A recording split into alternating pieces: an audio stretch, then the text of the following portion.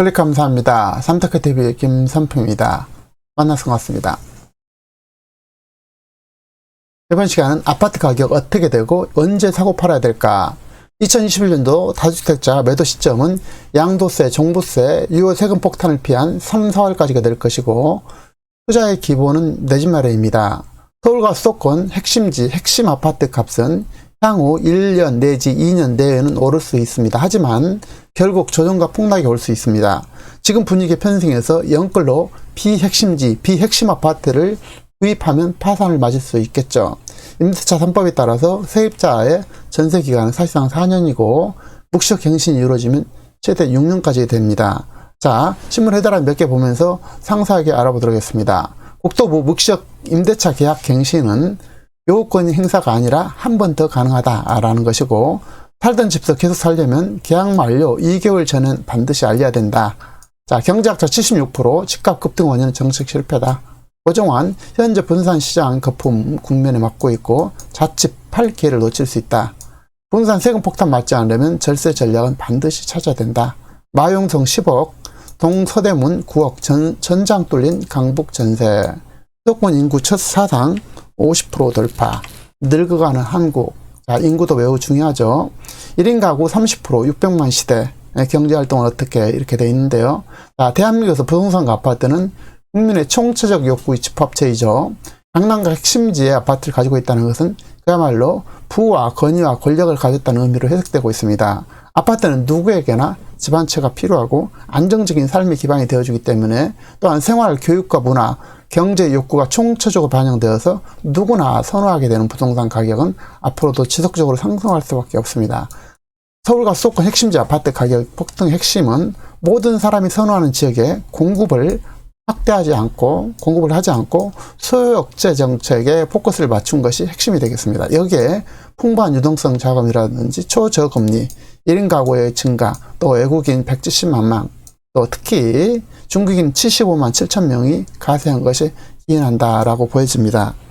자, 집값 폭등, 전세 폭등, 그 다음에 월세 폭등으로 국민들의 인내의 한계점이 도달하고 있고, 서민들은 희망을 잃고 집 가진 사람들은 세금 부담에 절망하고 있습니다.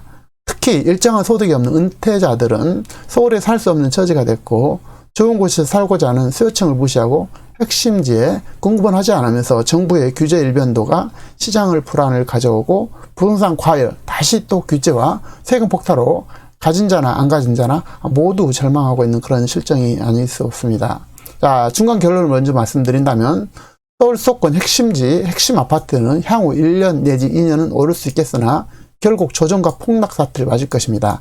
이미 늦은 거 이때까지 기다릴 필요가 있고, 다만 준비를 해야 되겠죠. 돈을 준비하지 않으면 아무리 조정이나 폭락이 와도 살 수가 없습니다. 자, 비핵심지 지역, 또 비핵심 아파트나 빌라 등을 영끌로 지금 막차에 구입하고 조정과 폭락 사태를 견디지 못하면 결국 파산을 맞게 됩니다. 물론 5년 내지 10년, 20년 중장기적으로 핵심 지역과 핵심 아파트는 우상향할 수밖에 없다는 것입니다. 자, 그래서 무조건 폭락이 되는 것이 아니라, 지금 계속 오르지만, 향후 1, 2년 오를 수 있지만, 중간에 폭락이나 조정이 거칠 것이고, 하지만 장기적으로 우상향한다는 사실을 꼭 기억할 필요가 있습니다.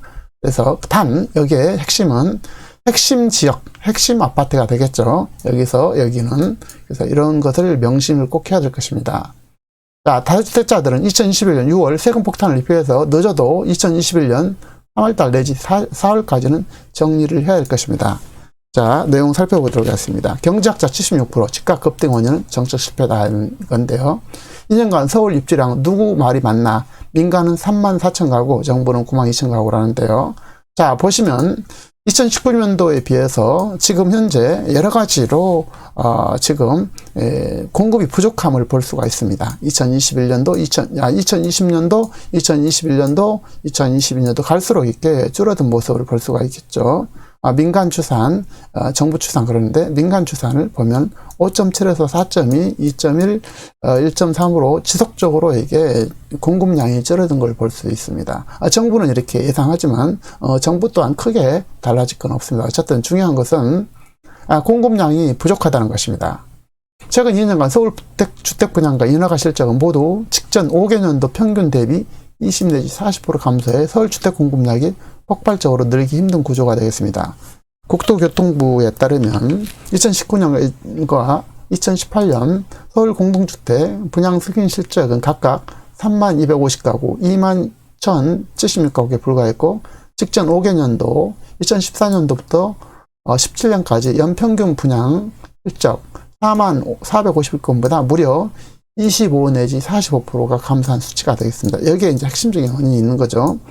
분양 물량 중 상당수가 아파트인 점을 감안하면 서울 아파트 공급은 2021년도, 2022년 대폭 감소할 것으로 전망되고 보통 분양 후 3년이 지나야 아파트 준공 건설이 이루어지기 때문에 그렇습니다.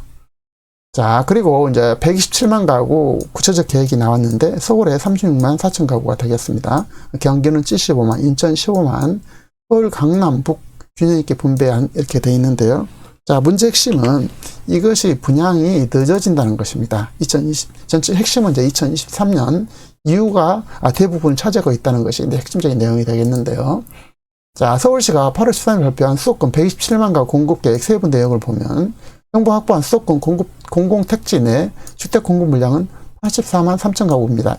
그러나 이 가운데 50만 1천 가구는 2023년도 이후에나 공급할 예정이라는 것입니다. 연도별로 보면 2020년도가 8만 3천 가구, 2021년도 12만 가구, 2022년도 13만 8천 가구가 되고 이후에 2023년도 이후에 50만 가구가 된다는 것입니다.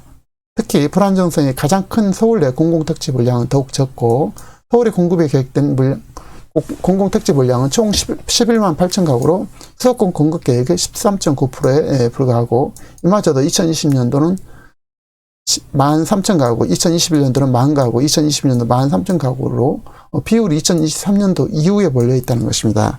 한마디로 얘기해서 자, 향후 1년 내지 2년은 아파트가 오를 수밖에 없는 그런 구조에 있다는 것입니다. 특별한 일이 없는 한. 자, 고종환 현재 부동산 시장은 거품 국면이다. 자칫 팔기에 놓칠 수 있다. 부동산 세금 폭탄 맞지 않으면 절세 전략은 반드시 찾아 이렇게 되어 있는데요. 자, 2021년 6월 1일부터 적용되는 양도세, 종부세 개편은 투자자에게 매우 불리해서 절세 매물을 3, 4월에 있을 것입니다.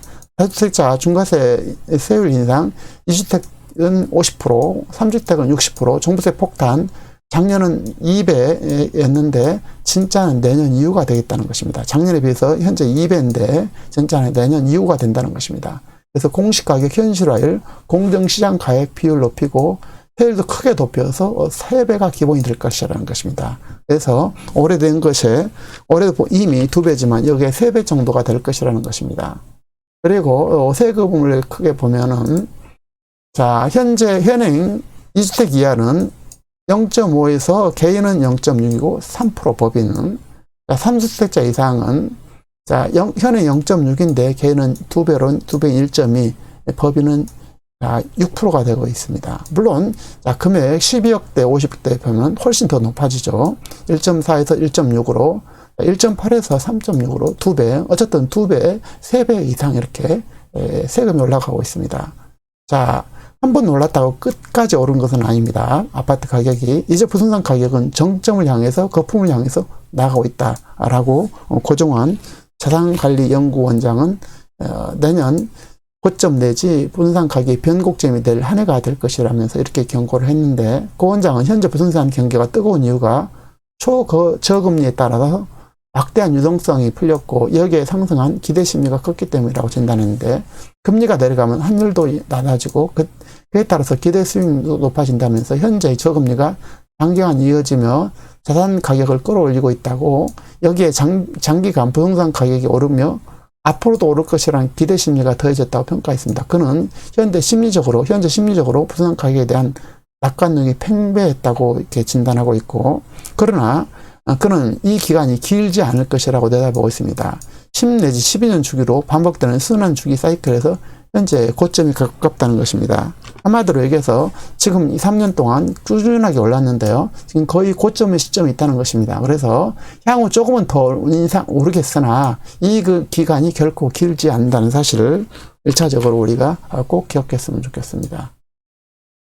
자, 그는 1986년 이후 우리나라는 10 내지 12년 주기 부동산 가격 상승 하락 장기 사이클을 보여왔다면서 현재 2014년 이후 6 내지 7년째 상승세를 이어가고 있는데 과거 경험을 보면 분산 상승세가 7년 이상 이어진 적이 없다고 했습니다. 그러면서 이렇게 장기간 가격이 오르면 대부분 전문가는 관성에 따라서 또 오를 것이라고 이야기하지만 앞으로 하향 안정화될 가능성이 매우 높을 것으로 보인다라고, 특히 전세가 대비 집값이 빠르게 오르는 게 위험신호라고 평가했습니다. 고 원장은 부동산 조정 국면이 찾아올 수 있는 상황에서 내 집 마련에 나서려면 슈퍼 아파트에 선별 투자한다고 조언했는데, 슈퍼 아파트란 대지 지분이 높아서 재건축 시 가격 상승폭이 크고 공시가가 꾸준히 오르고 도심과 연결성이 좋은 아파트를 뜻하는데, 그는 새로 개통된 교통망 주변의 아파트를 눈여겨볼 만하다고 조언하고, 안산, 수도권 등 서남부와 서울 여의도 서울역 일대를 잇는 지하철, 신안산선, GTX, 수도권 광역 급행철도, ABC 노선, 서울시가 추진 중인 경정철 노선, 10개 등 신설 역세권이 대표적이고, 또 3기 신도시 역시 성공 가능성이 높다고 평가했습니다. 내년 3월 중순 이후에 공시 가격을 받으면 깜짝 놀라게 될 것이다. 다주택자 고민이 갈수록 커질 수밖에 없고, 6월 1일 가세 기준 적용, 3, 4월에 급매물 나올 수밖에 없는데요. 자, 서울 수도권 핵심지 충분히 넓게 검토를 한다면 분명히 급매물이 나올 수 있습니다.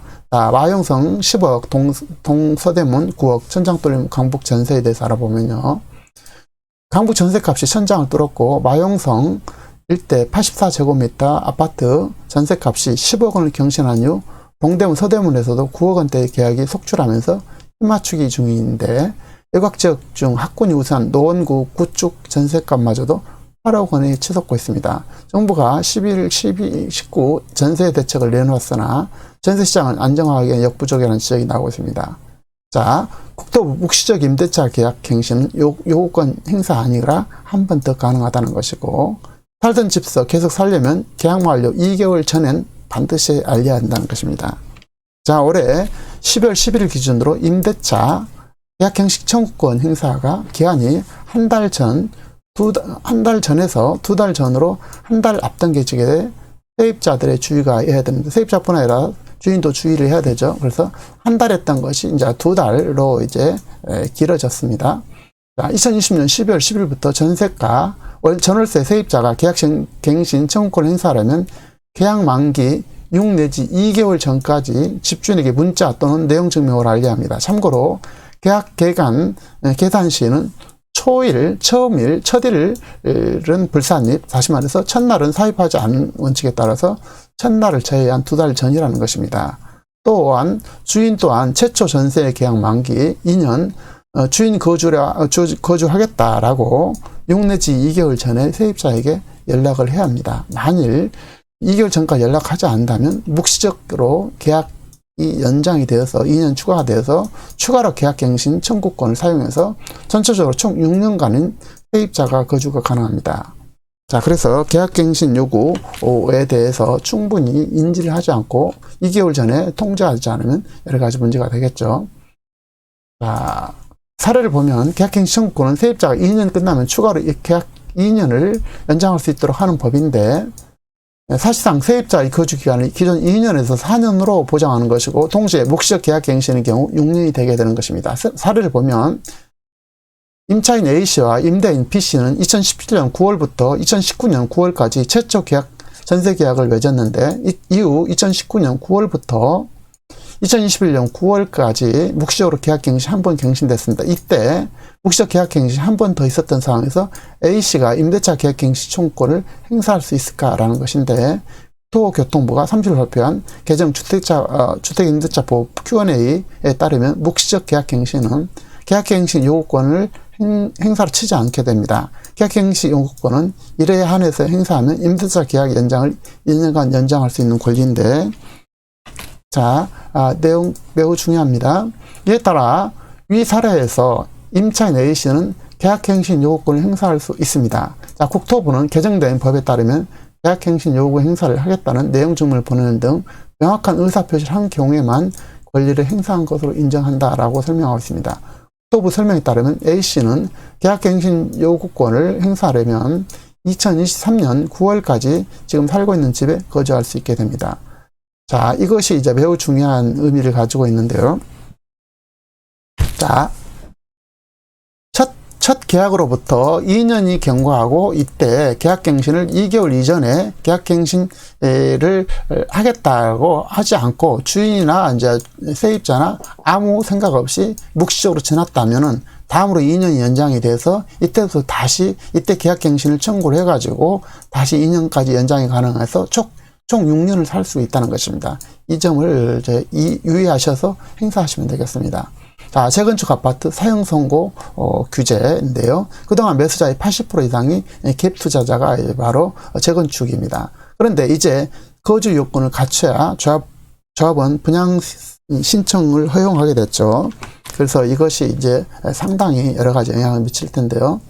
현행은 재건축 사업에서 거주 여부와 상관없이 모든 토지 소유자에게 조합원 자격을 요건을 부여했고 상대적으로 낮은 가격에 분양 신청이 가능했습니다. 개선은 수도권 투기과열지구 재건축에서는 조합원 분양 신청 시까지 해서 2년 이상 거주한 경우에 한해서 분양 신청이 허용되게 됩니다.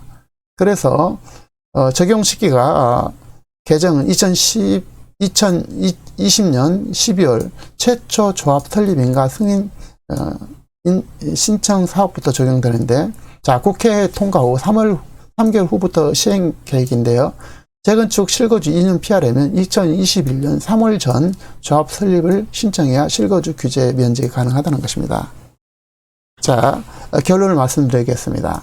내년 6월부터 양도세 강화, 다주택자재 매물 폭증, 연말까지 법인 부동산 매도, 공시가 현실화에 따른 보유세 상상 초월한 폭증, 금리 인상 단행, 현재 한국 정치 경제 상황은, 환경은 지금 당장 위기가 찾아들어도 이상하지 않을 만큼 이미 위기인 상황이 되겠습니다. 자, 평생 거주할 주택을 위기와 상관없이 가지고 있을 능력을 갖췄거나 핵심적 아파트, 핵심 지역과 핵심 아파트를 경제력을 바탕으로 해서 구입하는 것은 좋으나 무리해서 구입할 경우 매우 꼭대기에서 막차를 타서 위기를 견디지 못하게 된다면 모든 것을 한 번에 잃을 수도 있습니다. 지금 다주택자는 내년 3월 전까지 매도 정리가 답이라고 보고요. 물론 보유세를 견디고 양도세를 걱정하지 않고 사업 목적이 별도인 경우는 예외겠지만 구입자는 이미 오른 아파트에 베팅하지 말고 원하는 건매물을 구입하거나 이미 오른 상태이므로 조정기와 폭락기를 신중하고 차분하게 준비할 때라고 보입니다.